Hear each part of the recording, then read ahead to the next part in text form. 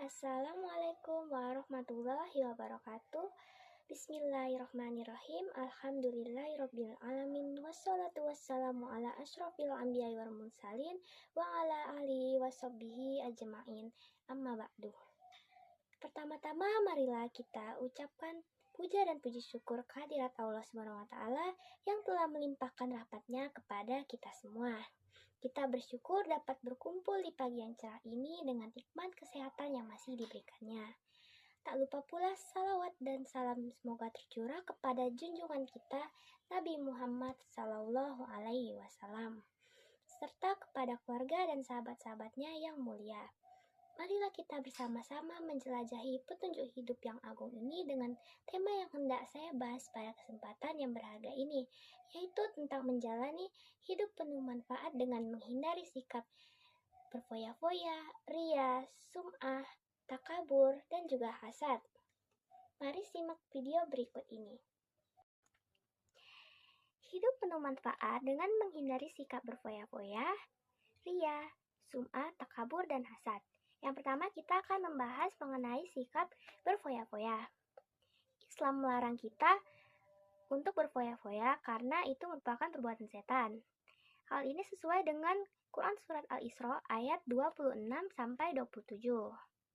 Berfoya-foya terbagi menjadi dua, yaitu tabzir atau boros, israf atau berlebihan. Contoh israf dan tabzir itu berbeda. Kalau contoh tabzir, contohnya ketika kita berada di suatu acara dan kita mengambil makanan berlebihan hingga kekenyangan, lalu kita membuangnya. Yang kedua itu contoh israf. Contoh israf itu adalah ketika kita membeli baju atau perhiasan hanya dengan niat untuk pamer.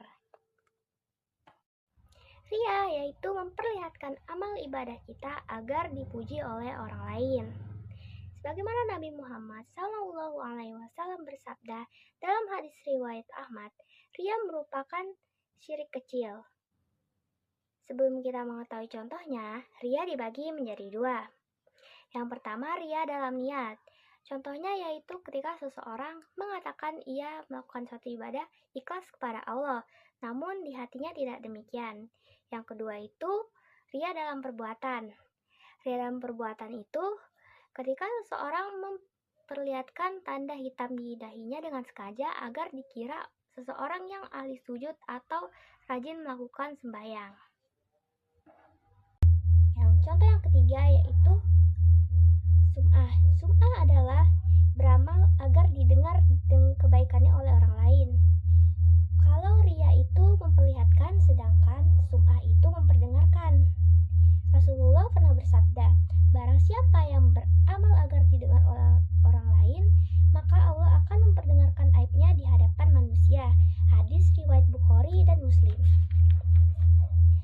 Contoh nyata sum'ah dalam kehidupan sehari-hari yaitu membacakan doa keras di tempat umum, bercerita soal puasanya agar dianggap taat, sengaja memberitahu bahwa ia sering bersedekah. Nah, yang keempat itu ada takabur atau sombong, yaitu sikap seseorang yang merasa dirinya lebih kuat, lebih hebat, dan memandang remeh orang lain. Dalam Quran Surat Al-A'raf ayat 36 secara tegas dinyatakan bahwa orang takabur akan dimasukkan neraka.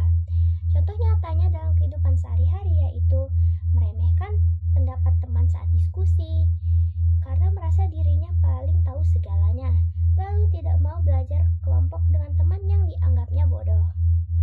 Yang terakhir itu hasad atau iri dan dengki, sifat seseorang yang merasa tidak senang terhadap kebahagiaan orang lain karena memperoleh suatu nikmat dan ingin menghilangkan nikmat tersebut. Allah Subhanahu wa taala secara tegas melarang sifat hasad dalam Quran Surat An-Nisa ayat 32. Dan janganlah kamu iri hati terhadap karunia yang telah diberikan Allah kepada sebagian kamu atas sebagian yang lain. Contoh nyata dalam kehidupan sehari-hari yaitu orang yang tidak suka melihat orang lain sukses, iri karena teman mendapat prestasi atau perhatian lebih. Hidup akan lebih bermanfaat kalau kita menjauhi semua itu. Kita bisa fokus pada kebaikan, bersikap rendah hati, bertakwa kepada Allah, serta memberi manfaat yang tulus bagi diri sendiri maupun dapat saya sampaikan. Wabillahi taufiq wal hidayah. Assalamualaikum warahmatullahi wabarakatuh.